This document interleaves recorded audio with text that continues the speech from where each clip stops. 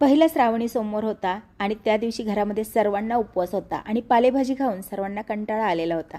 तर पहा, इथे काजू, बदाम आणि शेंगदाणे यापासून मी मस्त अशी ग्रेव्ही तयार केली आणि पनीरची अतिशय झक्कास भाजी तयार झाली। बासमती लॉंग राईस घेऊन आपला जिरा राईसही तयार झालेला आहे।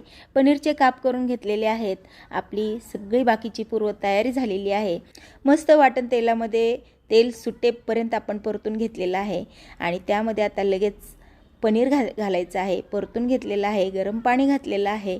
ही ग्रेव्ही बनवण्यासाठी मी कांदा, टोमॅटो, आलं, लसूण आणि काही खडे मसाले आणि आपली हे काजू बदामाची पेस्ट याचा वापर करून चविष्ट अगदी हॉटेलसारखी भाजी तयार झालेली आहे। गरम गरम चपात्या तयार झालेल्या आहेत, आपला राईस तयार आहे आणि मस्त हॉटेलसारखं जेवण घरच्या घरी अगदी पाऊण तासामध्ये तयार झालेलं आहे आणि गरमागरम जेवण आपल्याला सर्व करायचं आहे।